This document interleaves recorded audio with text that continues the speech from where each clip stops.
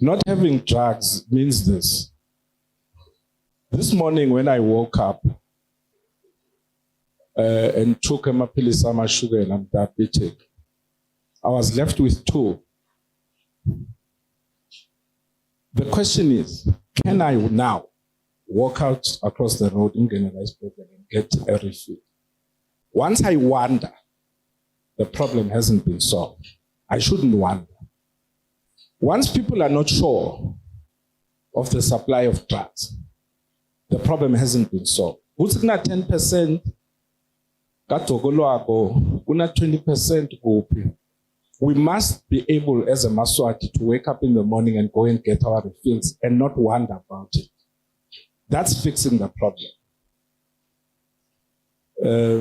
And it's, yes, that's fixing the problem.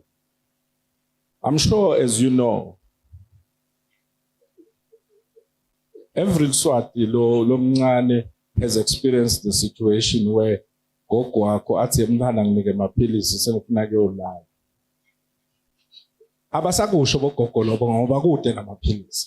something is wrong. So Lama reports are not good enough. We need drugs. That's what I'm saying.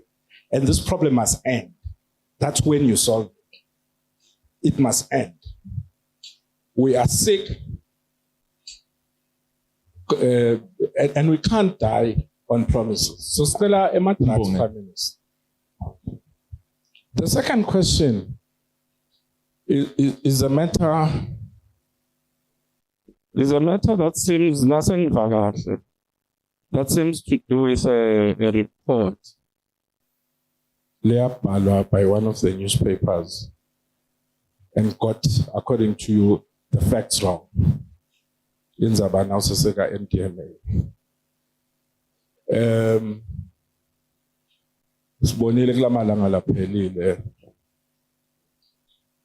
The NDMA issuing a statement. They were trying to explain in my accounts about NDMA, and obviously it's during the period you were there. I don't know anything about accounts. If I told you how I did at high school, the whole day. I do know this though. My accounts must speak for themselves. Once something has gone wrong with them. Ngengayibona le trend ngoba khona le ngengacabana naye la kangwana afuna ungisuyisha wathi labantu labangijaja, they didn't know how to read accounts, they should have seen this.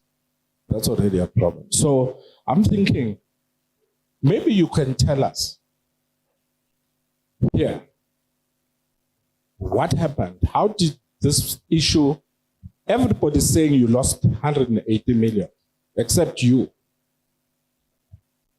We are not in parliament, Jagnama protocols. That's it.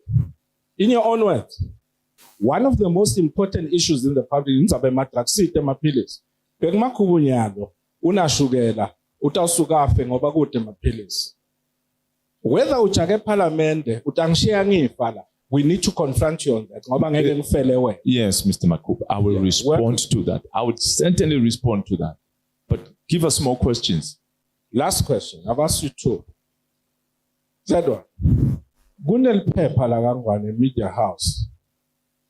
One of the proprietors, what is your expert advisor? Welcome. I know, so I'm not asking you about this. I'm asking you why. You pay that guy 1.4 million a year for Eswatini positive news. Why? What has it done that we all can't do? Eswatini positive news is a government initiative. Was any contract? You own one welcome MP, your advisor. That's a school again. And as he never won a tender for it. Because government operates on tender. That's my question. Why are you paying welcome 1.4 million? Even somebody said in none in money, so. But I'll go with what I know. But that's it, it's more. Koshita Mekala, Prime Minister, with regards to Inzabayaga SFIU, what is the status regards about the leak of over 890,000 internal records from SFAU to the ICJ. What are measures taken to assure investor confidence? Because Prime Minister currently good investor reflect ngwani ngoba noma swipe kuphi athi information yawo utabe seyigcwele lonke live. So i-question yesibili indzaba yase Mbonzela farm lenders ugege Prime Minister. I don't know whether I'll put it like this, Prime Minister, I could say I don't know whether your office of information and communications Alfios we keep kahle information as well, because at some point the government issues a statement that says everything when web on with regards to the farm detailers. So he was trying to say government also they've gone through every step of the way up until the issue properties. It was a last resort. But surprisingly, the owner of the farm was in court, just to show there was something that didn't went well. So on the other hand, on the other hand, the same government is everything will go. So I would like the Prime Minister to come on clean on that issue. Lastly, actually, Big Makuba Saiboti about 180 million. Politically, Prime Minister, I think it's tight time we need to come clean so that store confidence as a country. Really. Thank you so much. Government recently advised civil servants to be apolitical. I just want to know what is the reason for that, and has a study been conducted to ascertain the effect of civil servants being political? And then when it comes to I also did have a question on the 180 million. Your Excellency, because I do believe that the PAC, we are all looking at it, and we believe that Eswatini should have confidence that they are able to root out corruption. So it is a response that we really would like to have, Your Excellency. And even though I do believe that there is a separation of powers, but I also would like to ask this question, that what is the Office of the PM doing to deal with the issue of the judiciary, as it is clear that investors and members of the public have lost confidence in the justice system. Mhlonishwa itawucishe ifane neyasihlongonyane ibuyela kulenzaba leplazini mhlonishwa lokuthi lenzaba I think ifike esigabeni lapho khona sibone lokuthi kube sesekubanga uthi nemathabela ngodi ngoba yenteka kugege but igcine seyifika eMbabane. Lokusho ke mhlonishwa ukuthi lapho sekuthinseka kumbe nelive ukuthi engabe vele silive, do we have a serious land issue that we need to address? Siyathi kona thina sikhuluma ngamaplazi kunabo title deed, but we also have iSwazi Nation land ukuthi lesive engabe vele dikhona into edinzawo ehlala. Thank you. Bekathi uhulumende ema-clinic lemakhaya especially, there should be people shouldn't travel more than I think 7 or 8 kilometers to the clinics. But we've seen logo ukuthi akwendeke ngale speed lemele kwendeke ngayo. Ngaso in light of the health ebambo bayagula unjani. They have to travel as far as Pittsburgh ngasoke ebuhleni ayispeak ngoba emkhuzweni kukhona lo kungekho. Ngicela kuchecka ke kubude Your Excellency ukuthi lenzaba yokuthi eMaswati angahambi over 8 kilometers angisho njalo kuze ngisho of 7 or 8. Iyawuphela nini Your Excellency njengoba ushido ukuthi we need to move forward together, see healthy. Then the second one, Excellency, it's recently eMaswati lane information ukuthi kunazi banibani lokuphi lo corrupt at the office lakho. bakujabulela ke labanye lokho ngoba bebane ukuthi letinye tingoni ngathi betingagijimi. So an average person would assume ukuthi yatina senge prime minister batambopha lo banibanyana lo ba ini kuphinga. So lo prime minister ukushido despite ukuthi bekune task team lo ishido ukuthi itawudela nema issues of corruption, and we know corruption lakhaya ukuthi yini. Buti, Your Excellency, now introduce the open door policy ngasho njalo ye corruption ukuthi umvete straight in your office.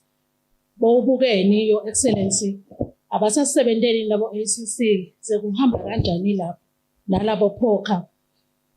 Why ungaka encourage Your Excellency emaswati ukuthi avele ndakana le information yemvulo corrupt avele asho naka anti-corruption commission. Ngiyabonga.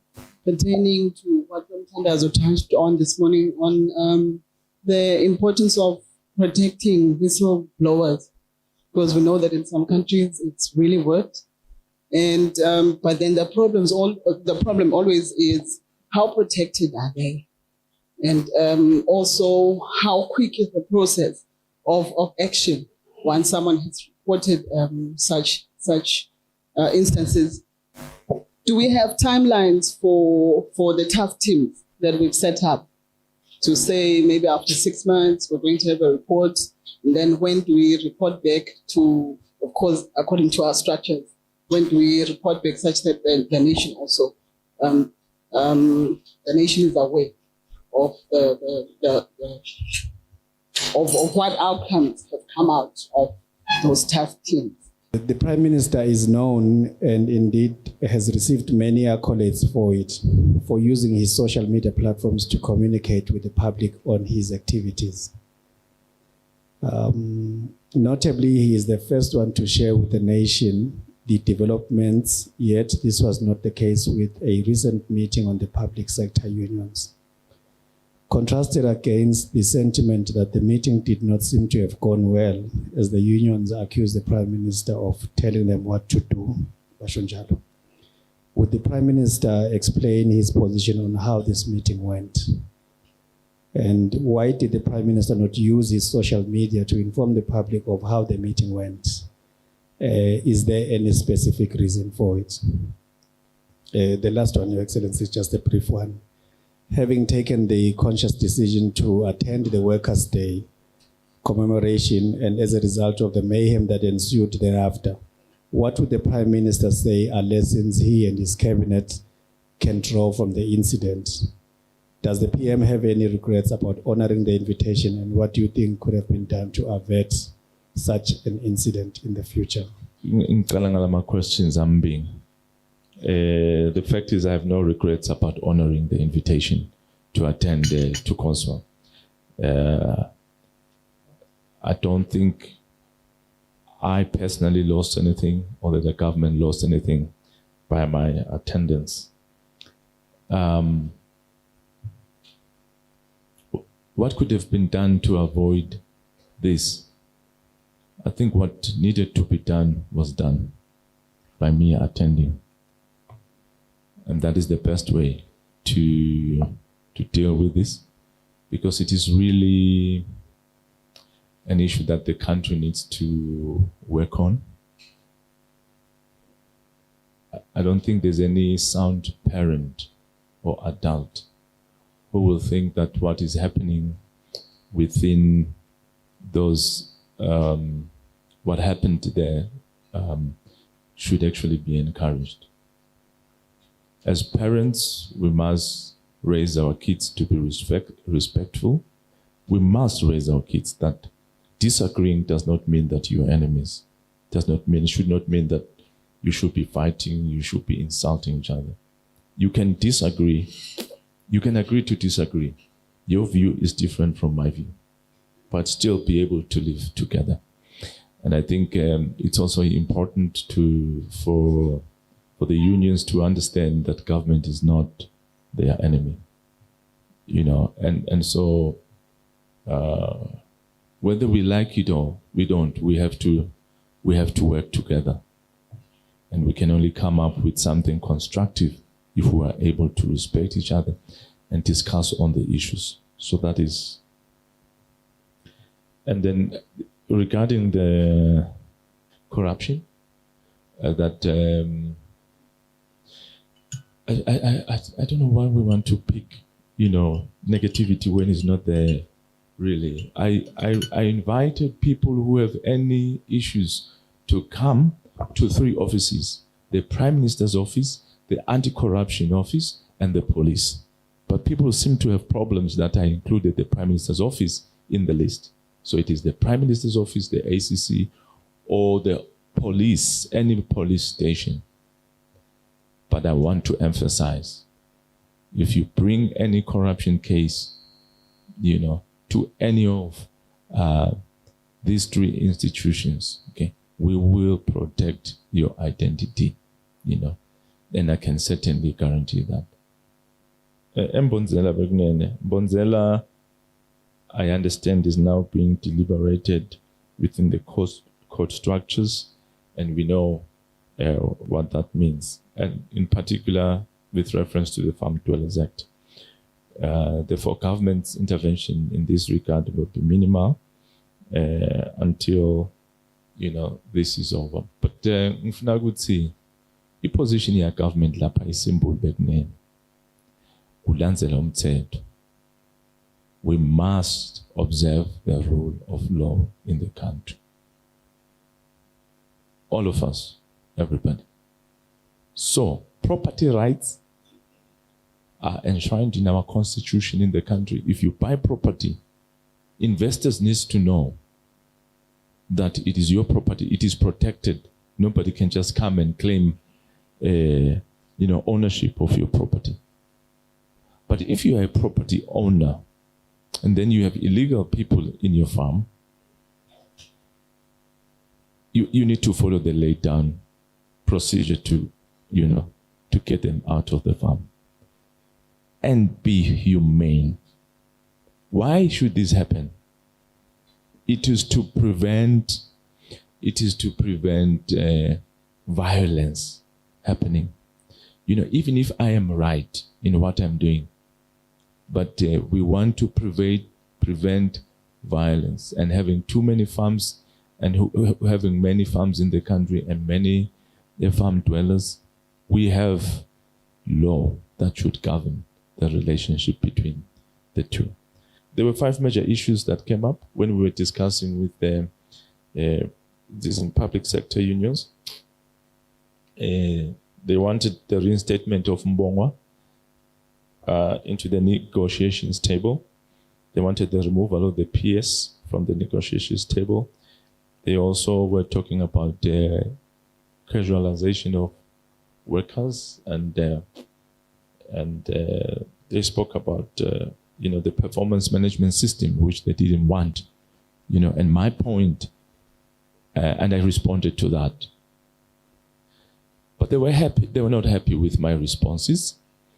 But it is not true that it didn't go well. In our own opinion, the meeting went well. In fact, I was happy to have met them later on.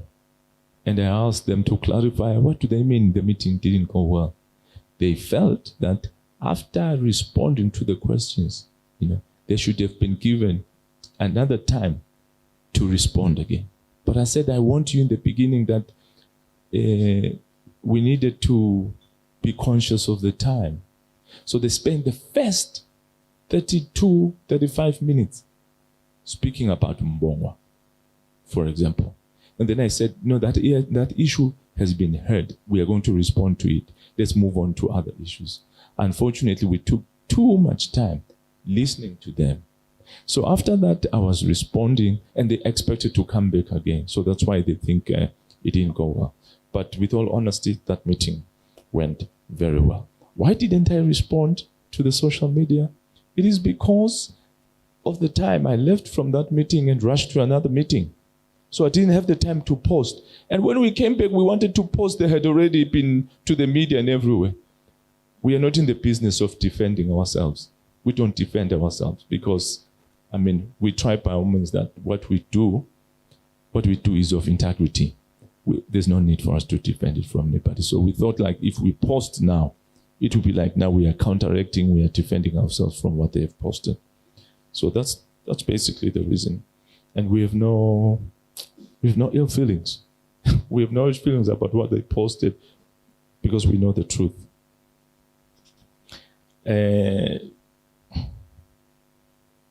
Judiciary. We understand the situation within the judiciary. Government has actually given the judiciary new posts for prosecutors.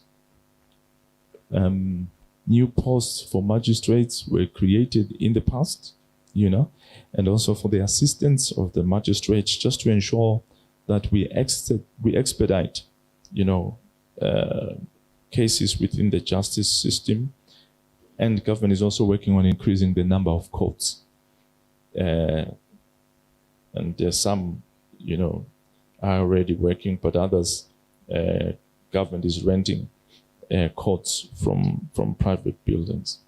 So what remains now, of course, there are still small areas here and there that government still needs to support the justice with. However, what remains now is largely in the hands of the justice system, which, as you have already said, is independent.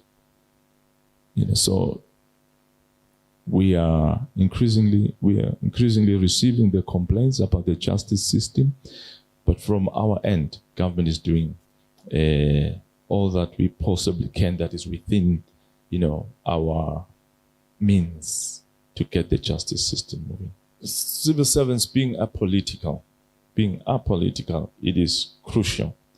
Crucial because, first of all, there is law.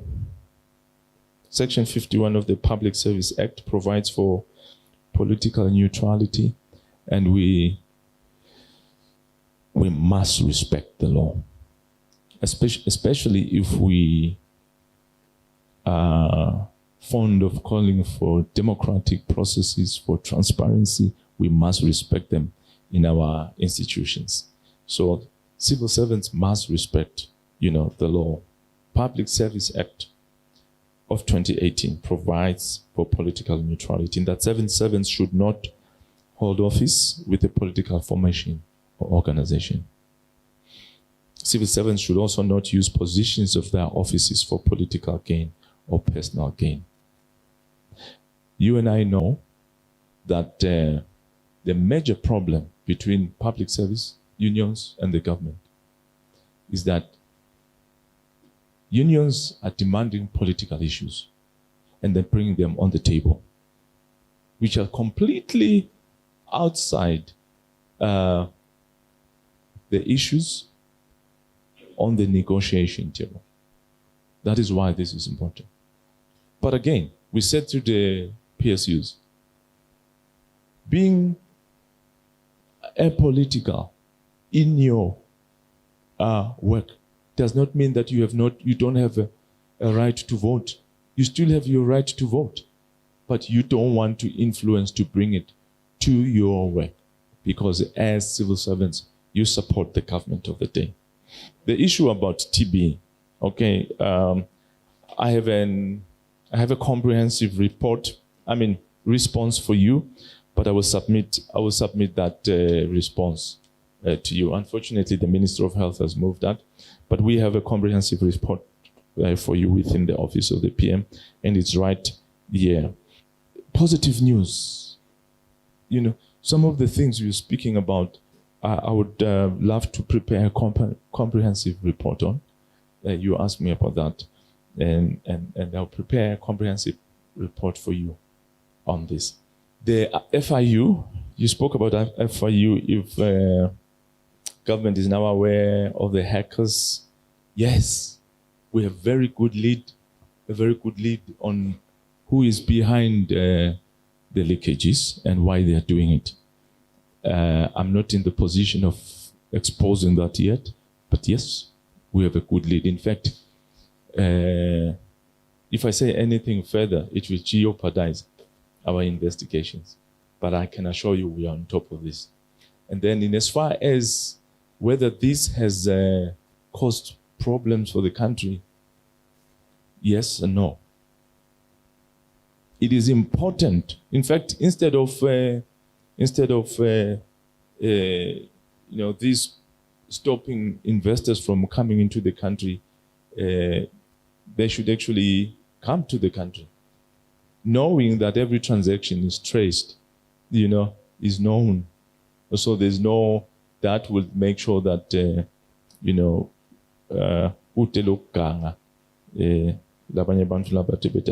so this is actually, it was meant to destroy the reputation of the country. So what was meant for evil is turning out to be good for the country. So it's working out the direct opposite that was meant. So the unit is still fit and capable. It's still a fit and capable institution.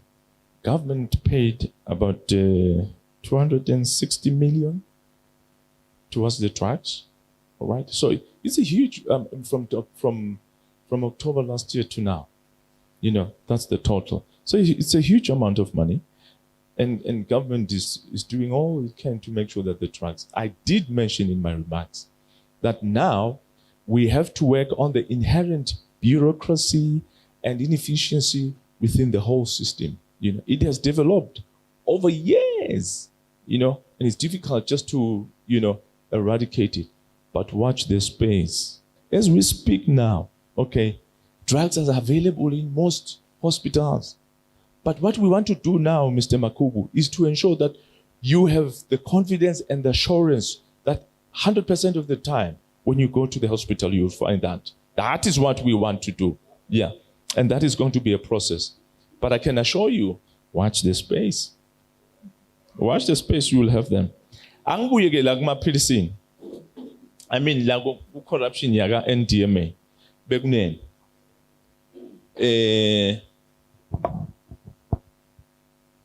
I have been avoiding to say this, but now I'm going to use this platform to say it once and for all.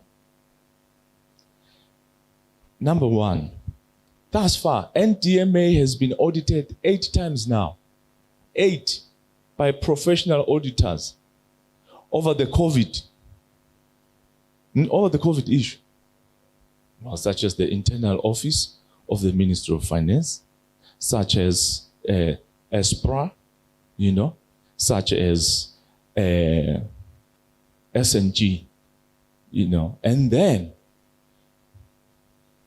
the Auditor General's office.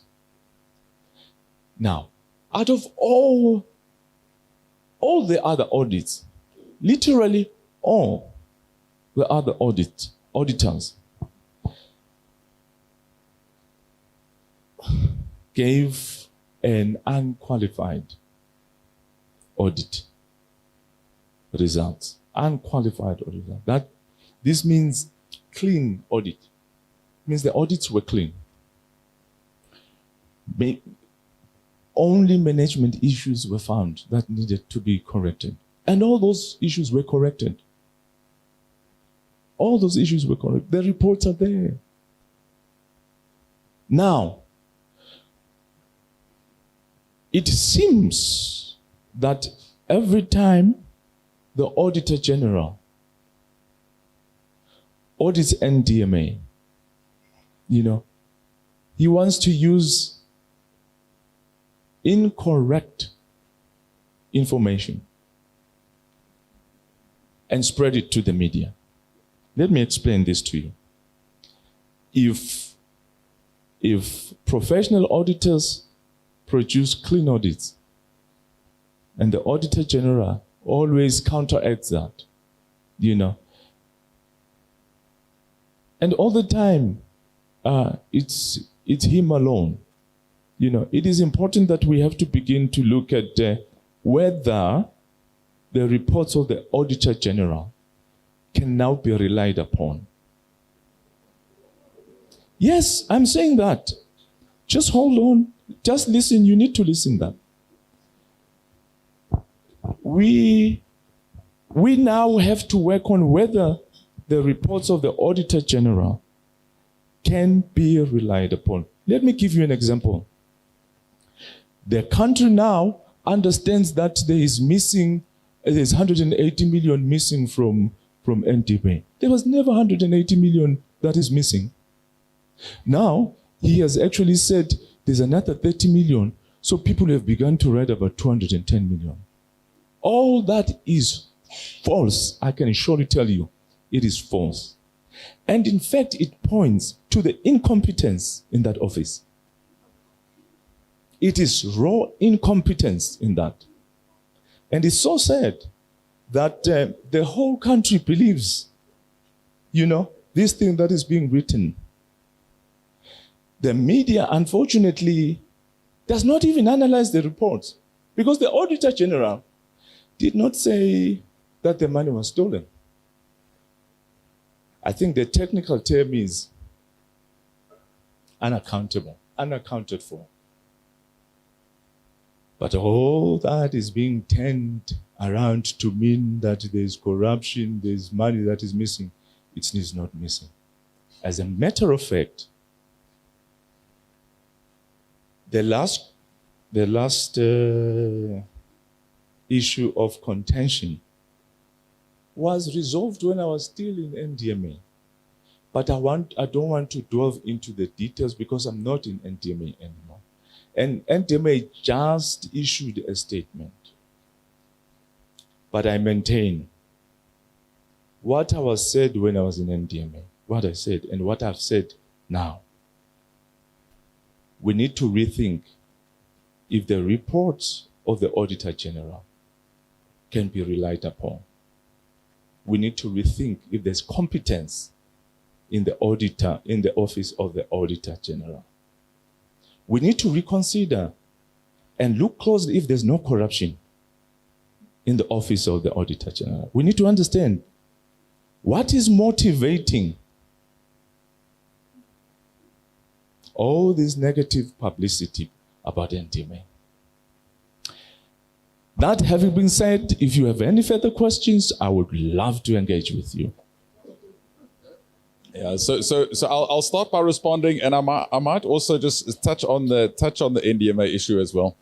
And that is, but I'll start with FIU. First of all, just for clarity, media, number one, this was not a leak. This was not a hack. So just to be clear, so it means no one hacked the system. There was a leak in the system. So which means there was an individual or a group which decided to take information that was very confidential information and put it out in the media. It is not great what's happened, as the Prime Minister touched on very correctly. Funny enough, it is actually proving how, as a country, what a fantastic job we are doing by stopping financial crimes in Eswatini. But it was individuals that leaked it. So we have already done a deep dive into what we need to correct. The deep dive has been done already, and it's proving that our systems for hacking is actually very sound and very good. Identified a few areas of correction, a few areas of improvement, which we are working on. We're now going through a second process where we now are going to try very hard to identify where the leak came from. This leak took place over 2 years ago. At that point, and you can see that from the leaks actually ending in 2022. Even according to the people that received the leaks, they said there was a 2-year moratorium on it. So we're talking of an incident that took place in 2022, and a deep investigation will now be taking place to try and work out exactly what happened there and possibly even catch the culprits and bring the culprits to law. But at the same time, I think it needs to be declared quite openly, and that is that the interesting part is, and one must understand what a financial, what a report means. It just means the banks, every day, hundreds of reports are going to FIU. It'll be saying this individual is normally getting 5,000 emalangeni a month. Now they got 50,000 emalangeni this month. The report is done. A simple investigation is done by FIU to say, oh, the person received his pension, there's no problem at all, the report is killed right there, or it is moved on to ACC if there's a possible suspicion of corruption, and if there's a suspicion of fraud or something, it goes to the police. And that's how the process works. The fact that this information was leaked is terrible, but it is actually proving what a phenomenal job is actually happening in the background. Internationally, we are not getting any flack at all for it. I think internationally, many countries battle with leaks in their countries because, I mean, even if it's very confidential, I can take a photo of my phone and send it off. It's very easy to leak information in the system, but those individuals hope to be brought to book. Secondly, on the drugs issue, I just want to emphasize the fact that that there are multiple streams of work that is being done. A lot of the work being done is actually now to try and put in systems to make sure, because the Prime Minister is spot on, a lot has been done to buy drugs lately, but the systems still need improvement in the Ministry of Health and the Ministry of Finance altogether. We're working very hard to put the systems in place to make sure that the drugs that enter the system do end up in the hands of Eswatini, and that work is going on in the background. And there's a lot of progress there. And we hope that within a very short space of time, really in about a month and a half's time, we should have a very strong system in place in the Ministry of Health. But thirdly, I want to touch on an issue which is being sensitive today. This matter around NDMA. This matter before the Prime Minister was the Prime Minister. It was raised to me in Parliament. In fact, it was a committee stage. The media was there. And I need to just unpack slightly what is going on here. Is number one, no one is saying in the reports that money has been stolen. So all that is being said, and that's why the audits that are being done are showing clean audits, is because there are issues around procurement. Now let me explain, media. We have an entity called NDMA, which is there for emergencies. Government procurement systems take months. We're trying to work on it. It's a big issue at Cabinet. We're trying to fix our procurement system. It takes 6 months to buy something in government with government resource and taxpayer money. If we are expecting NDMA, if there's a storm tonight and hailstones are going through people's roofs, if we are expecting them to respond to a crisis, and we'll get just out to COVID crisis, and we're expecting them to go through the procurement process, let's rather shut down NDMA. NDMA is of no use unless they can act extremely quickly and extremely fast and react tomorrow morning to a crisis that happened tonight. Now during COVID, unprecedented crisis hit us during COVID. So which means that there was, the PAC report was saying, oh, the CEO should be suspended because of these accounting issues that was being presented. And it was mainly around procurement processes. And I'm the chairman of what they call Subscope, and Subscope should have acted upon the PAC report. In Parliament, I said, I was, as a Minister of Finance during the COVID crisis, me and the CEO of NDMA was talking on a daily basis. And what I can tell the media here, for instance, I'll use sanitizer as an example. Sanitizer, in 1 week, the cost of sanitizer went down by half. When the COVID crisis hit, sanitizer price was there. We were talking every day because we're getting alcohol and ethanol from this sugar mill and trying to mix it with that and trying to make a plan. 5 different entities trying to make a plan of sanitizer, because if you didn't have a sanitizer, you couldn't keep your doors open in government. You had to shut your doors. The laws that we put in place in those, the quick response laws was actually quite clear on sanitizer. The sanitizer price went down by half. When you do an audit a year later and you say, oh, this sanitizer price looks very strange. How come you bought it this week at so much a litre, 20 mlangeni a litre, and a week later you're buying a 10 mlangeni, and another week later it's down to 5. How do you explain it? It's impossible. If I hadn't have been personally, daily speaking to the CEO and working this out, I would myself possibly have been suspicious of these transactions. I think we need to understand that as NDMA, and having the Prime Minister as the CEO at that point, passionately dealing with the crises that arise themselves. If one didn't deal with the crises, people die. And hence, yes, procurement processes were not neat. We're now busy trying to work on that and find ways and try and fix that, because we still need clean procurement processes. But the audits that come out from the Auditor General's office are saying, oh, the system is, the processes that were followed were not followed accordingly to how they should have been done. And that is what we reported. The moment someone starts saying now there's corruption and there's fraud, media, please don't get sucked into this ugly narrative here. If there's any issues, it is around procurement processes, accounting, management processes that were possibly broken. And if they weren't broken, by the way, we would not be able to deal with any crisis in the country. We would have gone through a much worse process. So just to declare, I had declared this before, but I felt in today's meeting, it'll just be good to put that on the table, that the media understands clearly what the accusations are before we even start of talking about the implications of the accusations. And so I just wanted to put that clear for the media, also to have a clear understanding of that. Thank you. The first one is from Ndimpiwe Shabango, ubutanga yuneswa. Uthi sitayilungisa nini? Ngicela so iphendule Minister of Education ukuthi sisethu kwayo vele iyalungiswa university. Nase sicede implementer ama recommendations. University of Eswatini will come up to the top.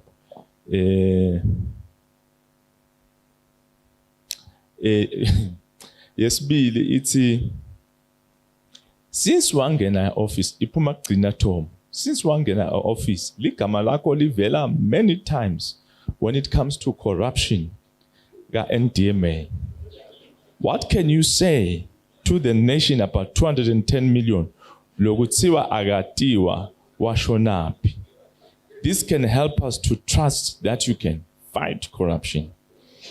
This is an example of how serious misreporting can be. Some people are already beginning ukuthi kweqala nje ikhona imali lengekho. Kwesibili kwekuthi leyo mali lokuthiwa yikho yadliwa. This is a very serious issue.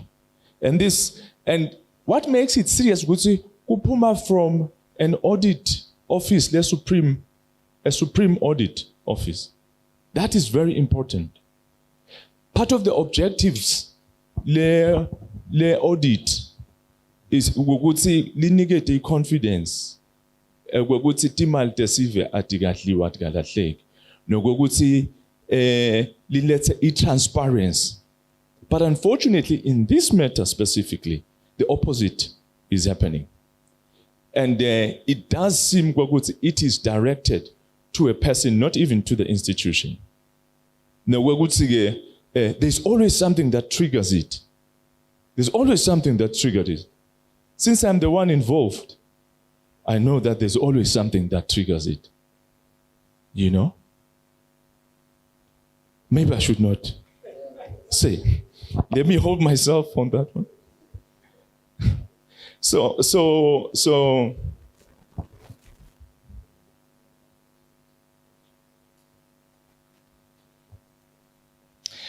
bekunene uyabuta Njabulo Nzinisa ubuta strategy sa kanjani. We want to say that our drafts for Nkwe program of action were already produced, all right? But we are just refining it. You know, we're just refining it.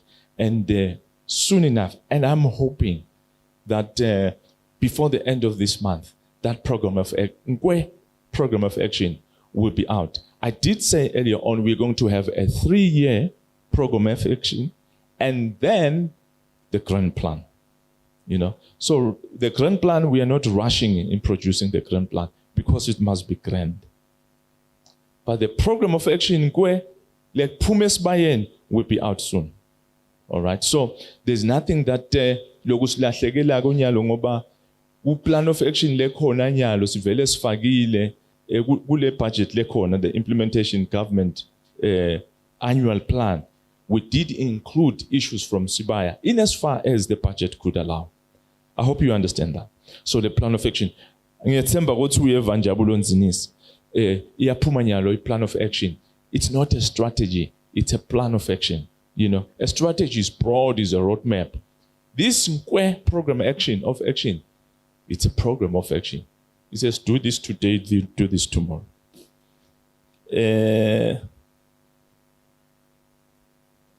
When the education sector labatsinayo is at the brink of collapse, I did mention this. Government is overburdened in cost of education. And we need to have a discourse around the cost of education as to whether government can afford to pay everything, or government can only pick either the tertiary or the primary and the pre-primary. So this is a discourse that we will need to make, and projecting the figures and whether government can afford it or not. It is not just about, it is not cheap talk. It is thorough analysis that we will make and come back to you.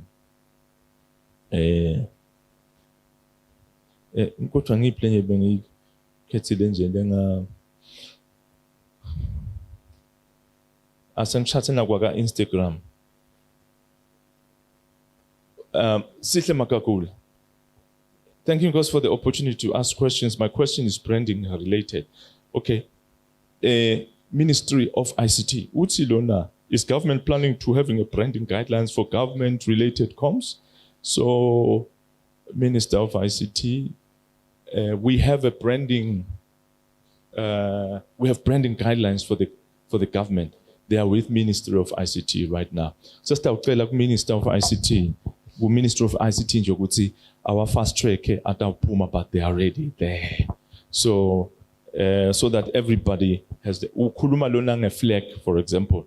Kuthi flag yethu ama-colors ayo ukhanze ingxenye ehlukile ingxenye akhona ama-color codes and lokho kukhona kule branding guidelines yethu. Sitacela ukuthi ICT i-fast track sale iphuma. Ikhona longathanza ngiphendvule lenye manje ndi kakhulu bekunene ngeke ngiwaphendvule onke. From what? From Twitter app. Vula ke Twitter. Sengicedzile bekunene mina ithini ke? Why what?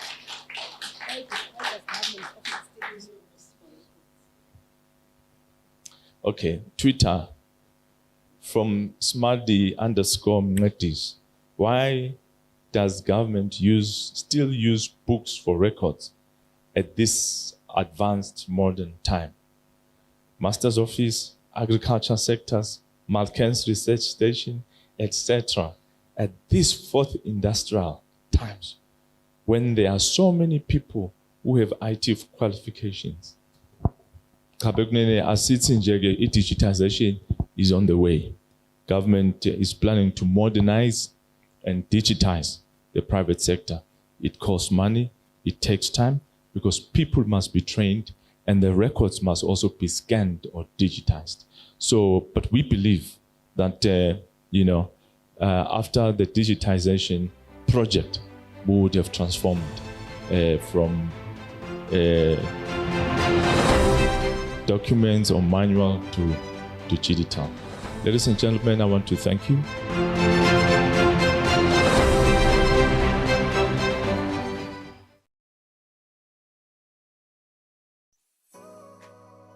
Renewal of TV licenses for 2024 is now open.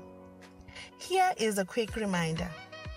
A viewer's TV license costs 180 emalangeni per device. Other accessories such as decoders and set-top box cost 50 emalangeni per device. For traders and repairers, TV license costs 300 emalangeni per business area. And now, to pay your TV license, use these following methods. You can use MTN Mobile Money with the number 76222000 or dial *007 *3 *7#, or you can use Eswatini Imali.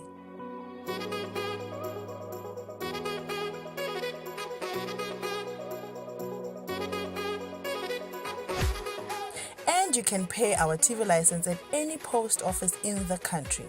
Another option is you can use any NetBank branch using our TV license account number 119900430037. Don't forget, when paying for your viewer's TV license, reference with your PIN at all times. And when paying for a retailer TV license, reference with your TIN at all times. For more information, call us on 7802-4543 or 34050163 or 34020879. And you can send us a WhatsApp message on 762222000. At SPAR, we've checked every price, counted every coin, and cut every cost to bring you SPAR Super Saver Week. Get even more for your money, like Norok stock cubes, 24s. Buy any two for just 40 emalangeni. And 200 gram Knorr Aromat refill, any two, also 40 emalangeni. It's Super Saver Week at SPAR, 3 to 9 June only. Don't miss out. Exclusive to Spar Rewards customers. That's why we shop at Spar. No more single fly. Let's go, let's go, let's go.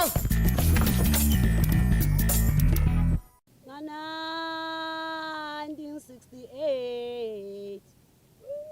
Ngiyadilishumi lefica kumabasa. Satalelwa lenkwenyama yemaswati. Kula silo semaswati.